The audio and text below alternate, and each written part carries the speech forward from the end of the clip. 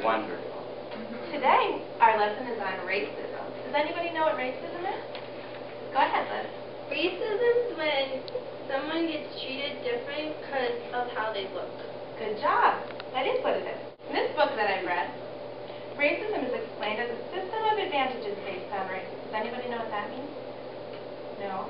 Well, it means that certain people have certain advantages over other people just because of their skin color. We all know someone who doesn't have the same skin color as us, don't we? Yeah. Have you ever seen them being treated differently for no reason? I do. Go ahead. There's this one time where my friend Marquise was playing in the sandbox, and the other kid said he couldn't play with us. That's a form of racism. But that's not right, is it? No. It's not right at all. Remember the crayon activity we discussed? All of the crayons that we had were different and unique in different colors. They're all made out of the same thing and used to do the same thing. On the inside, we're all the same. Many people don't think about that. They just see what's on the outside, and if someone's different than them, they think it's badly. Say identity development, what would you think that means? Go ahead. Isn't identity development the way you see yourself? Yes, it's something just like that. We're going to discuss racial identity development, so therefore it's how different people of different races view themselves. In this book, there's a quote that I'd like to read. Eddie says my skin is dark because I drink too much chocolate milk. Let's think about that, though. Who thinks that that's true? That's not true. No, exactly. It's not at all.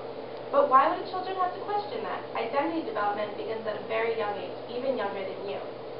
Around our world, it is often believed that because white is the dominant race, it's better to be white. That makes it hard for black children to find themselves under their own ethnicity because they feel that it's right to have the culture of the white.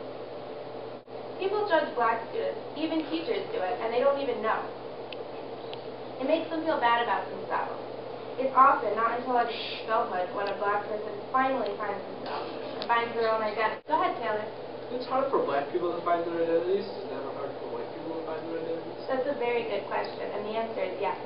Understanding white racial development is much different than blacks finding their identity. Because whites are part of the dominant culture, many people don't even think about their roots.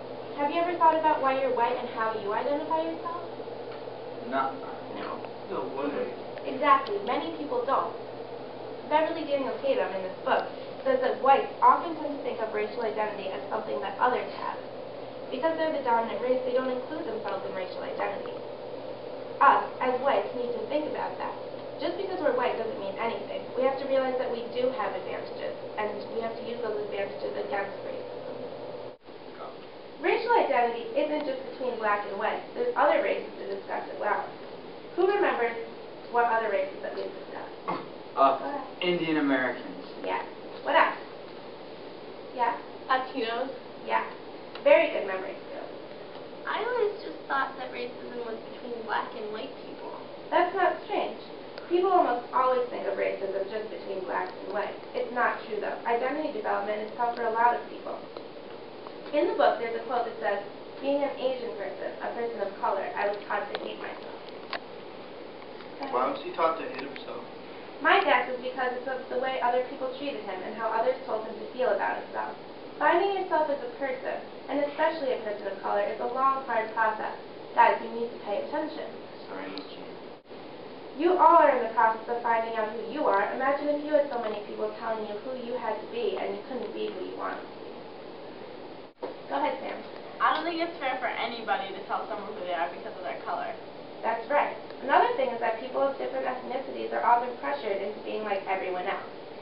They feel like they need to fit in, and they think that that means they have to let go of their family's background. It's very important for people, especially children, to know about their ethnic background. We're going to discuss multiracial families.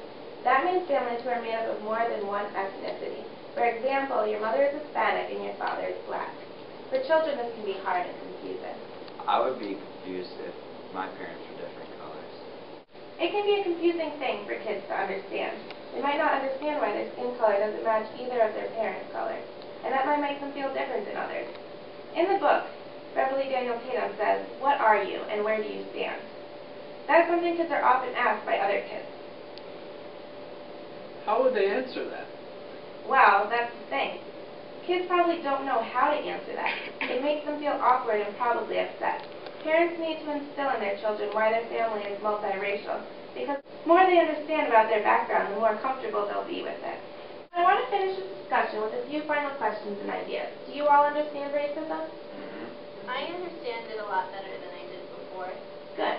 Can you tell me then how you could take part in going against racism? Yeah? We shouldn't judge people by the color of their skin. That's very true. Anybody else? It's about who they are, not what they look like. Exactly. The more you know about racism, the more comfortable you'll be with speaking your mind.